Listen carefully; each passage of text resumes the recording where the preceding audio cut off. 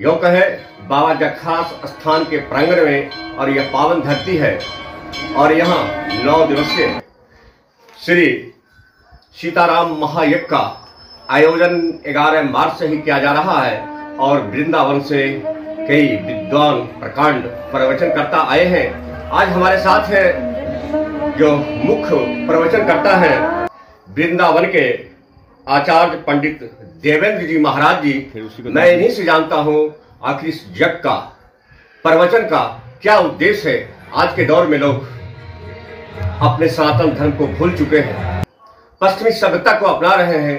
आखिर इस यज्ञ के माध्यम से, प्रवचन के माध्यम से लखीसराय जिले के लोगों को, बिहार के लोगों को, देश और दुनिया के लोगों को क्या संदेश देना चाहते हैं? मुख्य उद्देश्य है हमारे क्षेत्रवासियों को, हमारे जनपद के वासियों को, प्रदेश के वासियों को और देशवासियों को, क्योंकि हमारी जो संस्कृति है प्राय विलुप्त होती जा रही है। हमारे जितने भी आने वाली पीढ़ी है संस्कार की विहीनता की ओर जा रहे हैं।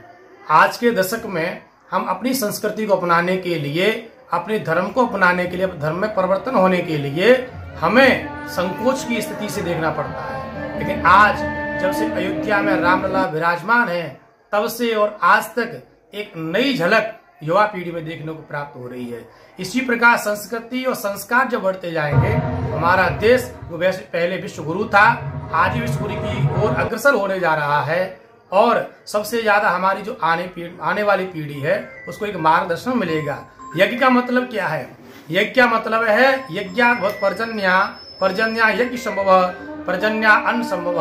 यज्ञ के द्वारा ही हमारे भारत देश में ही नहीं, शास्त्र कहता है कि वर्षा होती है, वर्षा के द्वारा अन्न प्रकट होता है।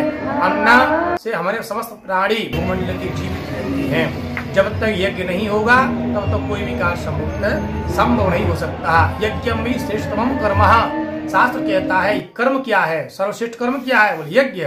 यजनात् यज्ञम, अगर हम यज्ञ करेंगे, पूजा अर्चना करेंगे तो हमारा सत्कर्म बढ़ेगा, सत्कर्म बढ़ेगा, पुण्य बढ़ेगा। हमारा भारत देश, हमारी धरती श्रेष्ठतम, हमारे संस्कार की जो विहीनता है उज्ज्वलता की ओर चली जाएगी। और हम अपनी संस्कृति, आज के समय की सबसे बड़ी विडंबना ये है, हमारे आने वाले समय में पहले आज से 20 वर्ष पहले कहीं वृद्धाश्रम दिखाई नहीं देता था, सुनाई नहीं देता था। लेकिन आज के समय में लगभग ज्यादातर शहरों में वृद्धाश्रम बन रहे हैं। क्यों? इसका सबसे बड़ा कारण यह है कि हम अपनी संस्कृति और संस्कार को भूल चुके हैं।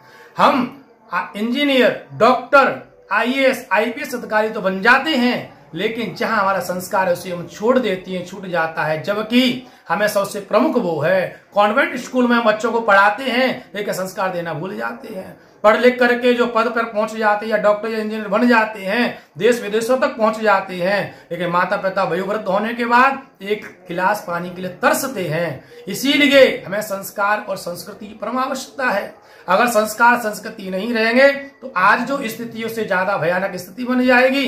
ये प्रचलन में आ जाएगा कि माता पिता की अवहेलना देखना कोई स्थान नहीं रहेगा। जबकि शास्त्र कहता है सर्वतीर्थमयी माता सर्वदेवमय पिता मातर पितरो युष्मा सर्वयत्नेन पूज्यते। सभी तीर्थों के समान माता का स्थान है, सभी देवताओं के समान पिता का स्थान है। हम तीर्थ यात्रा करने के लिए जाते हैं, माता दुखी है तो इसका कोई फल और कोई महत्व नहीं है। हम देवताओं का यजन और पूजन करते हैं, माता पिता दुखी हैं, उसका कोई महत्व नहीं है। हम भंडारा करते हैं, प्याऊ लगवाते हैं, माता पिता एक गिलास पानी के लिए तरसते हैं, हमारे भंडारे प्याऊ से कोई महत्व नहीं होता।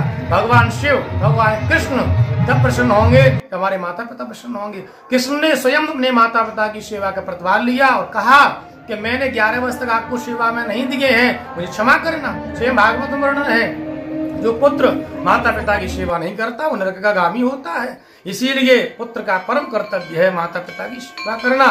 शास्त्र कहता है, शास्त्रों के अनुसार जो हम चलेंगे हमारे आने वाला जीवन है, संस्कृति भी रहेगी, संस्कार भी रहेगा। संस्कार का मतलब क्या? संस्कार तो उच्चते, जन्म के बाद व्यक्ति विहीन होता है, संस्कार के द्वारा उसके अंदर संस्कार जो दिए जाते हैं उसे, जैसे वृक्ष बिना फल वाला, एक फल वाला जो वृक्ष है वो संस्कार के द्वारा ही प्रकट किया जाता है। इसे मानव मात्र के लिए परोपकार की रीति को अपनाते हुए हमें हमेशा मेल भाव, माने प्रेम की भावना से, सौहार्द की भावना से जीना चाहिए। आज के समय ईर्ष्या आदि, छल कपट आदि जो बढ़ गया है उसको हमें दूर रखना है, क्योंकि भगवान की भक्ति तो हम करते हैं, भगवान को पाना सभी चाहते हैं, वृंदावन जाते, अयोध्या जाते, काशी जाते हैं, लेकिन परमात्मा जिस मार्ग से माध्यम से मिलेंगे वो कर्म करना नहीं चाहते। परमात्मा को प्रिय है निर्मल मन, छल कपट आदि को छोड़ देना चाहिए। हम पुण्य करते हैं और पाप उससे ज्यादा करते हैं, उसका फल क्या मिलेगा? आपने औषधि खाई और परहेज नहीं किया तो क्या रोगी ठीक हो सकता है? नहीं हो सकता। उसी प्रकार पुण्य भले ही आप कम करते हैं लेकिन पाप बिल्कुल ना करें। पापी से नहीं, हमें पाप करने से डरना चाहिए। हमें हमेशा पुण्य कर्म में तत्पर रहना चाहिए, अच्छे कर्म करने चाहिए। भगवान को पाने के लिए वृंदावन जाओ तो भगवान ने निर्मल मन के द्वारा सब कार्य किए। जो भी लीलाएं की एकदम श्रेष्ठ, स्वच्छ और निर्मल की तरह है। जब भगवान थे तो जमुना जी प्रदूषण हो रही थी, काली देश से कालीना को हटा करके जमुना जी को प्रदूषण से मुक्त किया। ये केवल यमुना ही नहीं, हमें प्रत्येक नदी को प्रदूषण से मुक्त रखना है। ये हमारा परम धर्म और कर्तव्य है। गंगा यमुना हमारे भारतवर्ष नदियों से भरा हुआ देश है, जहाँ पवित्र नदियां बहती हैं और जल के बिना सब भी जीवन बेकार है। जल ही जीवन है। जल का अभाव क्यों है कि हम जल का महत्व तो नहीं समझ पा रहे, जल को यूं ही बेकार बहा रहे हैं। जल है तो जीवन है, पंच महाभूत है। जल, पृथ्वी, जल, तेज, वायु और आकाश, अगर इनमें प्रदूषण प्रकट हो गया तो हम श्वास लेना भी मुश्किल हो जाएगा।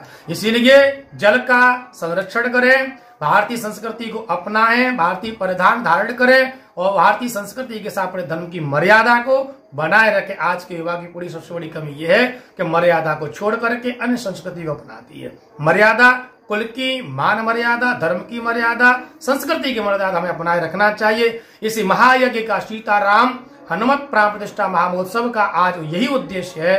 गांव वासियों को, क्षेत्र वासियों को, सबको ये संदेश प्राप्त हो, भक्ति में रहें, भक्ति मार्ग पर चलें, धर्म पर चलें, संस्कार संस्कृति को अपनाएं, माता पिता की सेवा, अपने देश का नाम ऊंचा करें। जय श्री हरि, जय श्री राधे। महाराज एक सवाल, ये बाबा जखराज के एक भव्य मंदिर बना है और उसमें हनुमान जी की पंचमुखी मूर्ति स्थापित की गई। पंचमुखी मूर्ति का क्या है, इसका महत्व क्या है, ये लोग जानना चाहते हैं। हनुमान जी महाराज के 5 मुख हैं और पंच महाभूत हैं।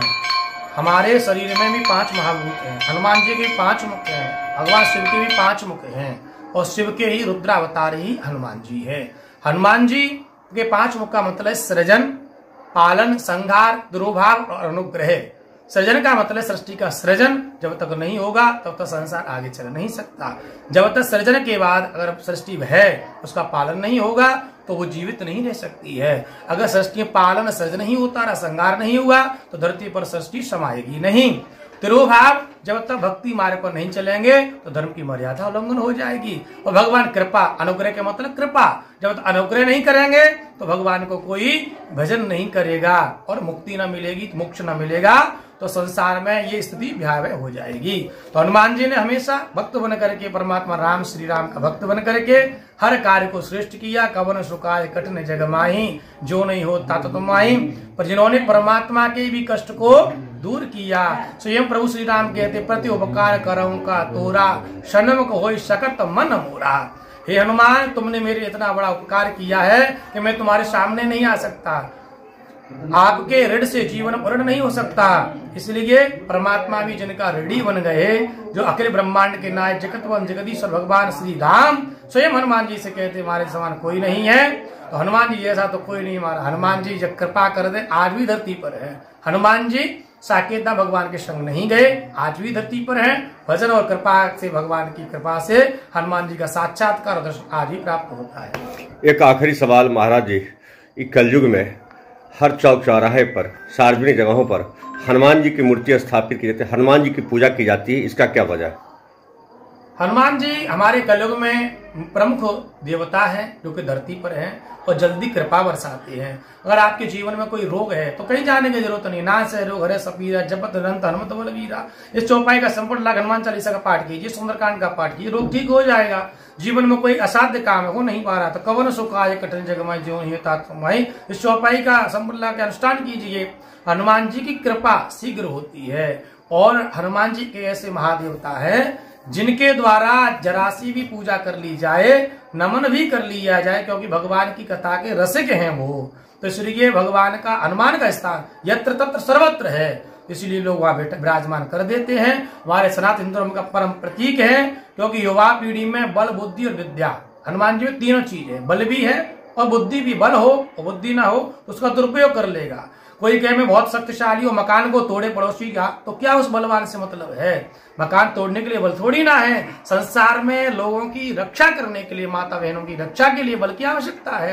और इसलिए बुद्धि भी परम जरूरी है। बुद्धि विवेक से काम लेना चाहिए, अनायास कुठार नहीं करना चाहिए, आघात नहीं करना चाहिए। बुद्धि भी जरूरी है।